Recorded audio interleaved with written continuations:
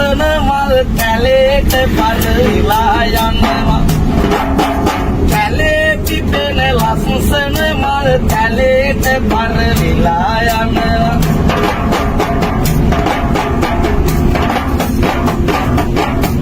අපේ අයියේ මං එහෙම කියන්නේ ඇයි දන්නවද? ඔය සමහර අම්මලා ඉන්නවනේ පානාතිපාතා වීරමණී සික්ඛාපදං සමාදියාමි කියලා දෝත මුදුනේ තියලා කියනවා. හැබැයි මම මේ මස් මාළු කන්නේ නැහැ කියනව නෙවෙයි.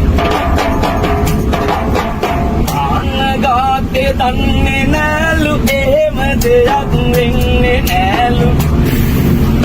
එහෙම කියන අහම රටක මෙහෙම අයත් ඉන්නවාලු.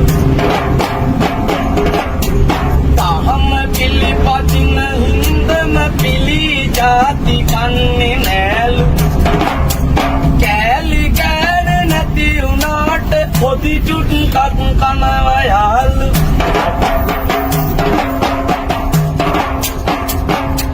ඔය ලැබියාවෙන් කරු කෙරුවත් වතාල පන්සිල් පාට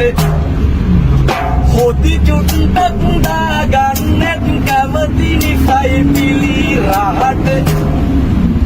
හිතන්න රත්තරන් නැන්දේ තාමේ තත්වය එතකොට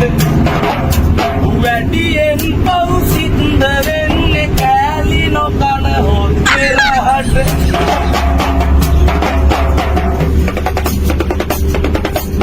අතීතයේ නැති උනාට ජිටම් කඩම් සින්නත් පෙර දරු දෙන්නත් දන් දුන්නා සුපින් තුනි දෙසන්තර ඒ දැන් නේද අපේ අම්මා අර දෙතුන් දහක් අරගත්තත් දත් ගලවන දත් දොස්තර ඉතුරු රුපියල් දෙක නොදුන්නොත් ඉවරයි මේ පොන්දොස්තර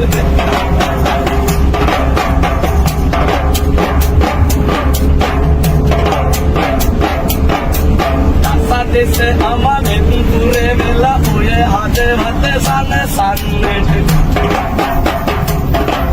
සබර ගමුවේ ඉඳලා දත්නාවා මම එල්ලස්සෙට ඔපමණ බාතක යාවත් චල වැටෙනවා පොපතකට නෑ පුර සඳ පෑයුවේ කවදාවත් අමාවකට අපේ අයියේ ගොඩක් වෙලා කිව්වොත් එපා වෙනවනේ නදගමටත් ළඟ හින්දා චූටි දෙයක් කියනවා මං එහෙම කියන්නේ ඇයි දන්නවද ඔය සමහර අම්මයි තාත්තයි ජීවත් වෙලා ඉන්නකොට බේත් පෙත්තක් කරන් දෙන්න දරුවෙක් නෑ රුපියල් 500ක් දීලා මරුණට පස්සේ අල්ලපු ගෙදර මිනිස්සුත් එක්ක කියනවා අනේ බුදු මල්ලියේ අම්මගේ දානෙටත් ලක්ෂ 8ක් ගියා කියලා නේද හැබැයි ජීවත් වෙලා ඉන්න කාලේ බේත් පෙත්තක් කරන් දෙන්න දරුවෙක් නෑ ඉතින් මේ බස් එකෙත් එහෙම කවුරු හරි හිටියොත් යන්න කලින් චූටි දෙයක් කියලා යනවා ඉතින් රත්තරන් අම්මේ තාත්තේ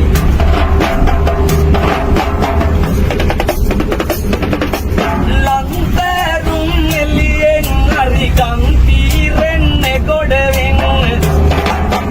පින්තාරුව කොහොම වුණත් සංසාරික ගමන යන්න තුන් සරණේ තුන ගයලා සුන්දරට නොයා ඉන්න රන් දෙරණක ඉපදුන ඔබ පින්බර දුපුතු එන්න මේ රන් දෙරණක ඉපදුන ඔබ පින්බර දුපුතු එන්න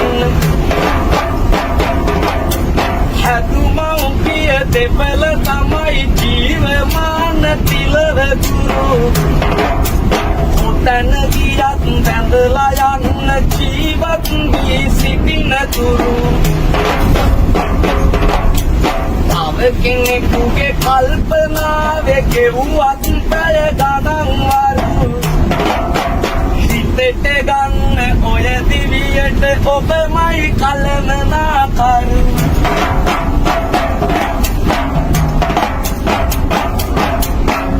තෙටගෙන රස තුලාව ගැජුවත් මේ කවි කලාව ගොඩක් නෙලා පද කියන්න මදියත් ඒ කල වෙලා